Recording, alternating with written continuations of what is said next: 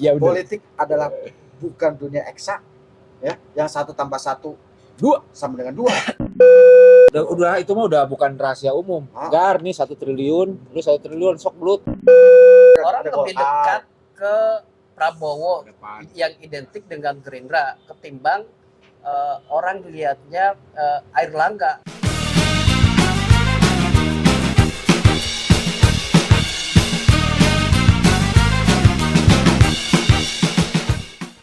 Nah, percaya atau enggak, kalau Pilpres akan berlangsung 2 putaran.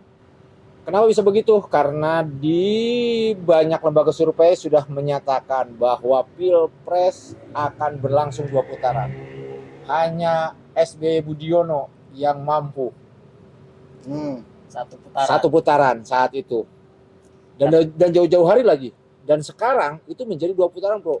Ini secara hitungan matematis pun Prabowo dengan kekuatan besarnya, dengan gerbongnya yang sesak, dengan banyaknya partai di dalam gerbongnya dia, itu kan udah edan-edan. Harusnya kan hitungannya 2 putaran. Terus kemudian di situ ada Gibran. Yang pasti Gibran adalah Jokowi.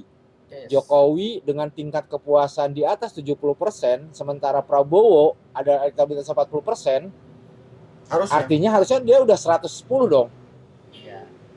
Tapi ternyata kenapa bisa jadi berlangsung 2 putaran? Angka-angka yang Anda sebutkan tadi tidak berguna di dunia politik. Ya udah. Politik adalah bukan dunia eksak, ya. Yang 1+1 2 sama dengan 2. Dunia politik adalah 1+1. Kepentingan Anda pengennya berapa? Kan begitu. Jadi pertanyaan yang selalu berujung pada pertanyaan lagi, inginnya berapa emang gitu ya. Jadi menurut gua sampai-sampai orang terpintar di dunia pun Einstein itu tak mampu menemukan formula politik. Nah, kayaknya lubang hitam ada di dunia politik. Garis waktu tidak linear di dunia politik ya. Karena kita seringkali dihadapkan realitas yang tadi pernah kita obrolin, bahwa yang baik tak lantas benar di dunia politik. Mendingan benar daripada tidak baik. Karena yang ada di penjara sekarang itu adalah orang-orang baik mungkin. Mereka yang sekarang di luar orang-orang yang benar, paham nggak maksud saya?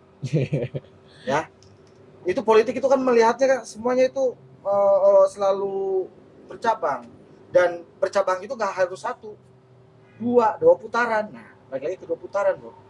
Cuman ya itu 2 putaran, 2 energi, berarti kekuasaan yang tadinya harusnya absolut ternyata tidak juga. Punya presiden belum tentu bisa menang 1 putaran.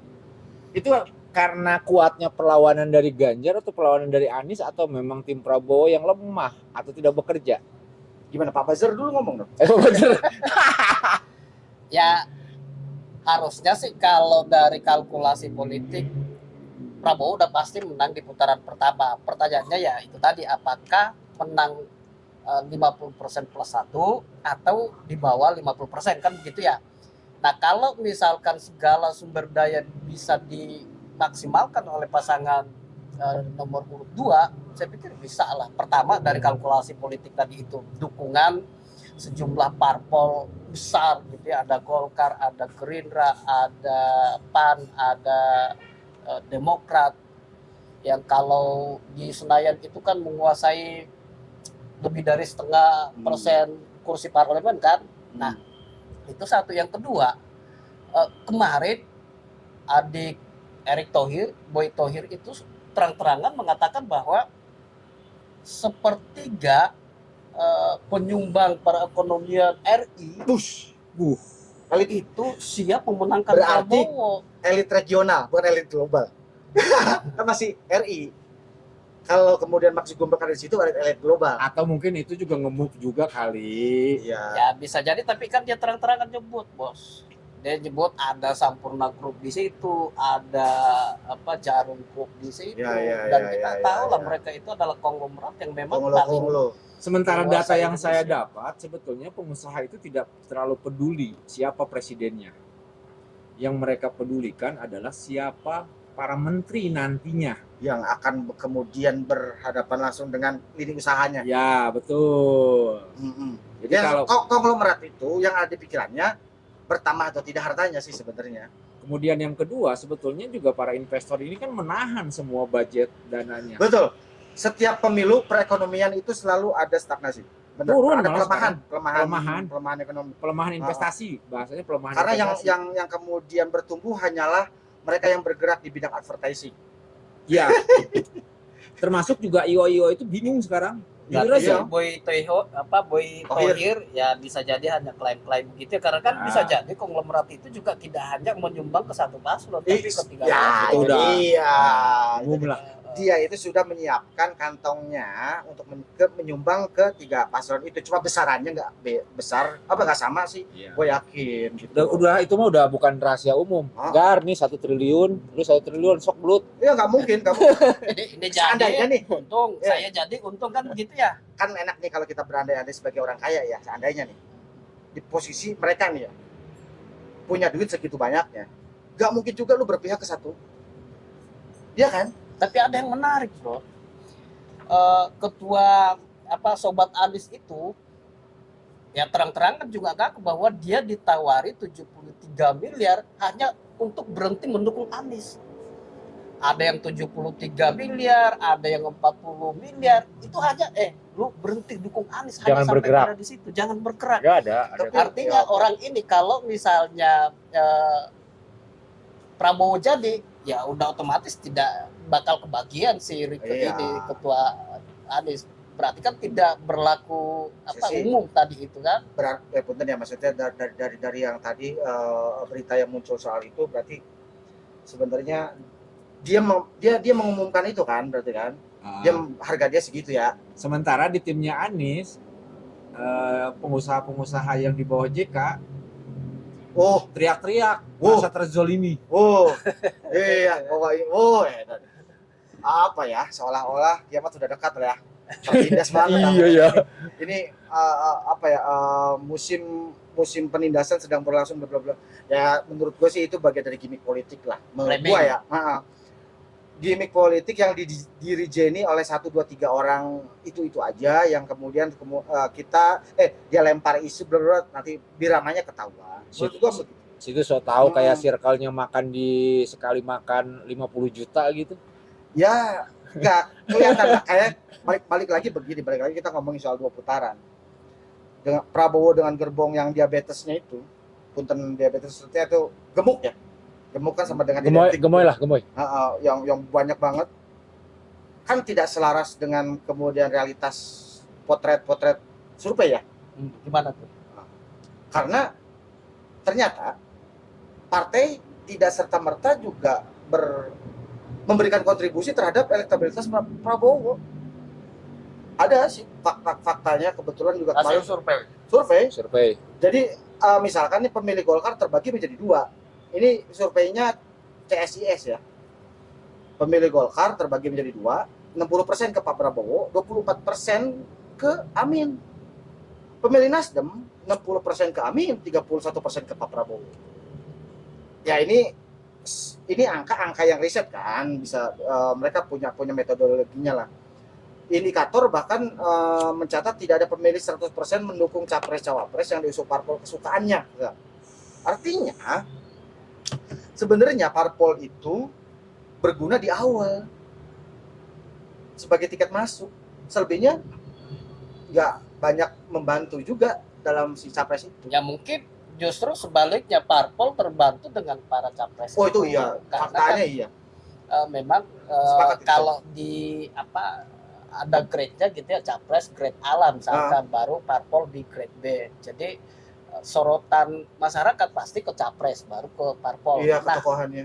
karena masyarakat tertujunya ke capres, maka secara tidak langsung capres ini membawa dampak positif, efek positif terhadap parpol. Beberapa lembaga survei kan memang sudah menunjukkan itu. Misalkan elektabilitas Prabowo di atas 40%. Nah, itu Gerindra juga naik ya. selaras dengan elektabilitas Partai Gerindra yang mendali PDIP yang sebelumnya PDIP. Nah itu dia, di kenapa nomor Gerindra 1. doang yang naik nih, Pak? Kenapa Gerindra doang yang naik, Pak? Enggak. Kan di situ kan ada Golkar juga, Pak, yang dukung Pak Prabowo, Pak. PKB naik. PKB juga Enggak, naik. maksudnya Oh, yang Prabowo. gerbongnya Pak Prabowo kan Orang ada lebih Golkar. dekat ke Prabowo Depan. yang identik dengan Gerindra ketimbang orang lihatnya Airlangga yang identik dengan Golkar. Jadi mata tertuju ke Prabowo sebagai capres dan Sama juga dengan Gerindra. sebagai ketua Dewan Pembina Gerindra. Makanya kalau punya ketua partai jadi capres. Itu kan menjadi salah satu ininya. Ya, Ya kan? betul. Supaya begitu ada implikasi ekor jasnya jelas. Sama PKB ya, karena PKB ini ketua The king of umumnya Slepet. cawapres. The king of Slepet. Maka di bawah juga beberapa hasil survei lembaga survei itu PKB adaan luar biasa. Sampai elektabilitas PKB jadi naik. sampai caleg kota kabupaten kenaikan itu. Kemarin ada berita minggu lalu lah yang ngeberitain itu Bloomberg. Artikelnya itu bikin gua kaget, isinya soal Khofifah. Peran Khofifah di Pilpres ini sangat penting karena dia sebagai penentu kemenangan Di Jawa Timur. di penentu- Pilpres. di Pilpres. Dan ini pertama yang memunculkan Bloomberg. Bloomberg itu bukan bodrek ya. Punten nih, bukan media kacangan maksud saya. Tapi gue tanya ke teman gue juga. Itu Gue lempar kan link berita itu. eh, Terus kata teman gue tuh di Samber, biasa itu rilis. itu Saya bukannya merendahkan ini, ya, cuma jadi plot twist nih. Iya. Hilang, hilang. Walaupun sebenarnya ya lah, terima rilis juga ya Bloomberg ya. Goblok. Dan Tapi kan langsung juga kan, tapi kan Khofifah tanpa berhenti kan Iya, melakukan rilis lagi bahwa Jatim kenaikannya bisa sampai 52% karena ya Khofifah tadi. Tapi bisa efek dipahami Khofifah. jika terjadi memang Khofifah punya peran besar di situ. ada segmen lain yang harus dicermati, feminis. Tidak ada keterwakilan mama di antara semua capres kan? Iya kan, karena memang tidak ada mama di situ. Tapi kan harus ada aksen-aksen mama dong yang menjadi apa ya namanya saluran dia memilih gitu maksud gua. Kehadiran Khofifah itu menurut gua ini maaf pribadi ya menjadi sebuah apa ya nuansa emak-emaknya ada di Pak Prabowo. Tidak sekedar itu karena Khofifah itu kan iya ketua. Muslimat. muslimat yang Kalau dari punya- itu mah iya. Sepakat gua. Basis yang massa punya sangat basis besar. massa Coba perempuan, di capres yang lain ada nggak seorang Khofifah yang kaliber Khofifah maksud gua? Ya itu pengusaha tadi itu yang Amin. ketua Sobat Adis yang nyumbang 100 mobil untuk Adis. tapi bukan Tapi dia salah dia satu tidak. ini. Tapi dia tidak punya basis massa kayak Khofifah. modal kapital saja bukan Ah, modal ah. kapitalitas Nah, untuk popularitas. Ganjar apalagi? Oh, ada Bu Mega. Ada Bu Mega lah. Ngilangin lu. Iya. Selamat ulang tahun, Bu. Ngilangin. Tapi Bahaya. ada yang menarik tuh jadi kontroversi juga tuh pernyataannya Khofifah. Dia mengasosiasikan Prabowo dan Gibran itu sebagai sosok Abu Bakar dan Ali. Jadi rame itu. Gimana itu? Ini kan Ya, ada. ini bos kita Ya ini sah-sah Pak saja Fatul. analogi-analogi Iya. personifikasi ya menurutnya dia personifikasi seperti itu sah saja. Iya. Dari pinggir juga ada kayak Pangeran Charles menurut saya. Anda juga seperti ini kok Apa? seperti nabi gitu. Oh, Gua nggak mau oke. nyebut nabinya. Iya, bisa Nabi Ahmadiyah ya. ya tapi gini maksud gua. Balik lagi soal 2 putaran. Ini kan 2 putaran yang gini. Ada satu ada gium yang lucu. Jadi pejabat jangan sok susah, yang susah sama rakyat. Ya. Apapun bener sih itu kalimat. Jangan suka ngeluh jadi pejabat mah, yang susah sama rakyat. Nah, 2 putaran ngapain mereka juga kemudian debatin ya? Kan yang kemudian yang jalan juga rakyat sebenarnya. Rakyat, menurutnya rakyat gimana? Ya, toh sekarang Seneng juga udah nggak sih 2 putaran? ya sekarang aja udah terbukti kok. Apa? Ekonomi tidak berputar, gelap, suram. Oh, iya. Tidak ada, kan sudah banyak kan para ekonom, survei juga menyatakan Ekonomi amin apa ekonomi apa? Ini juga terlalu. Pilpres ini atau pileg apalagi ini pemilu serentak sama sekali tidak netes ke Ya. bawah, Bro. Oh Ya iya. ada Kecuali perputaran ini. keras. Bapak ini PT Fitnah Sentosa. Kayak Kita kemarin kita ngobrol soal caleg ya, Ah. dan ada caleg yang mengeluh juga kenapa semua masyarakat tertuju pada pilpres saja, padahal masyarakat itu minta aja ke caleg, minta ini, minta Kenapa itu, nggak minta ke dikit-dikit. Prabowo gitu ya? Iya. Ya. Dan merasa dia terzolimi. Dan caleg itu merasa sangat tertipu sekali dan setiap hari pekerjaannya adalah harusnya dia menipu rakyat, dia ketipu terus. Contohnya seperti apa? Saya nggak jangan nyebut namanya lah, Iya, pasti Anda tahu lah Hete. Nah, Saya diundang, saya pikir pas diundang itu kan saya cuman bawa duit itu 1 juta rupiah di sebuah hajatan di ya. sebuah hajatan, sebuah event untuk menyatakan dukungan deklarasinya pada dia yang seperti itu. Gilalah, pas datang ternyata yang berkumpul ada 300 orang.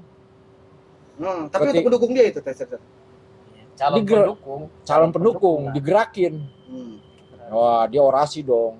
Pilihlah saya sebagai caleg A, pilihlah saya sebagai caleg yang akan bertanggung jawab membela kepentingan rakyat dan sebagainya.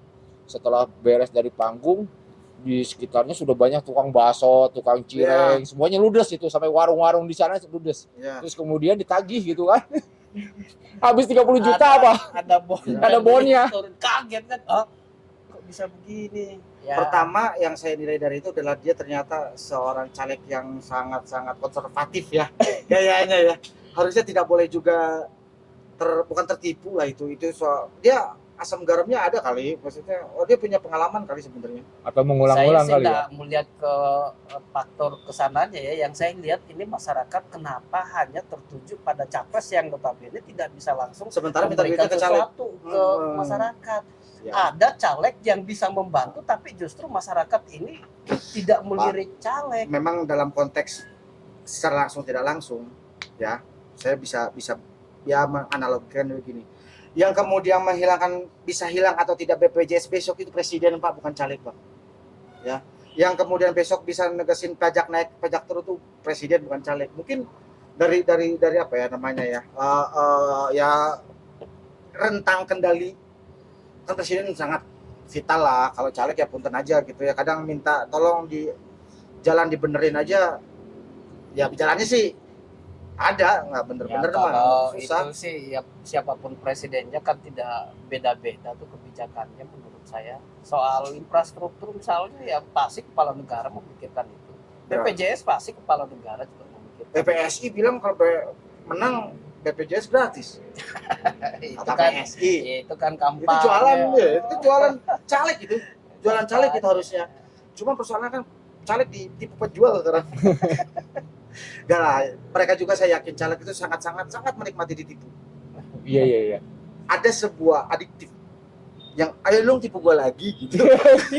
Ya mungkin begitu kan, pada akhirnya juga tetap dilayani karena memang tanggal 14 Februari itu semuanya masih ada kemungkinan dia itu atau tidak ya. Yang pasti yang terjadi sekarang ini adalah buah dari masa lalu sih. Masyarakat mengapa segeragas itu juga segeragas. Ya kan gara-gara senior calegnya yang dulu kali terlalu transaksional mungkin. Nggak tahu sih gimana Bapak ini CEO Fitness Center. Ya, no comment soal itu.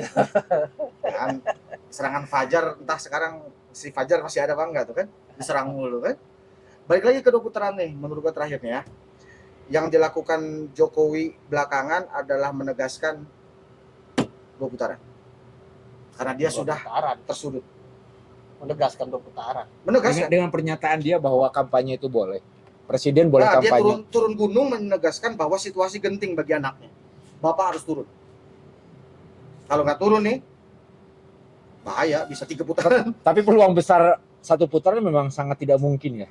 Enggak juga sih, karena ada survei juga, ada 50. Ada 1, 2, 3 mah di antara 60. Kan tinggal naikin berapa persen sih? 7%, 8% lah ya. Ya 5% mas. Masalahnya dalam politik naikin 1% aja megap-megap.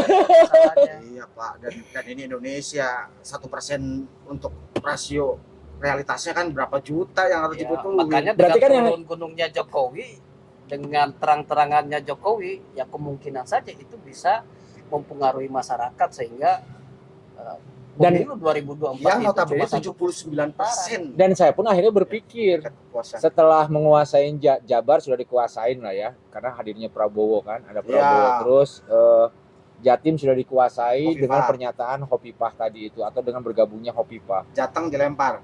Jateng lagi diganggu diganggu dengan narasi-narasi Betul. Banyak jalan rusak katanya. Iya, Dua masih hari miskin aja. Miskin-miskin aja. Presiden loh ngomong kayak gitu. Gila. Ke Jawa Tengah datang langsung. Maksudnya begini, dia ngomongin Jateng masih miskin-miskin aja. Ya itu kan daerah lu juga. Lu kan presiden ya? Maksudnya lu maksudnya gue punya rumah nih. Gue komentarin kamar ini kamar utama gue jelek masih jelek-jelek. Ya rumah-rumah gue juga ya. Ya itu kan Ya, itulah, bagi ya. orang yang berpikir, tetapi bagi orang Maksud Anda yang gimana? Anda kok mendiskreditkan banyak orang Iya, yang nggak berpikir? orang paham bahwa Oh. mayoritas masyarakat yang puas dengan kinerja pemerintah 79%. Jokowi, Gila ya? pemerintah Jokowi adalah masyarakat menengah ke bawah yang selama ini mendapatkan BLT, mendapatkan sembako, mendapatkan makan gratis, kan begitu. Ya mereka yang sudah terrevolusi mentalnya sih. Mari kita buktikan di tanggal 14 Februari apakah 1 putaran atau 2 putaran. Perbanyak ngopi, perkuat opini. Jos. Jos. Asam lambung.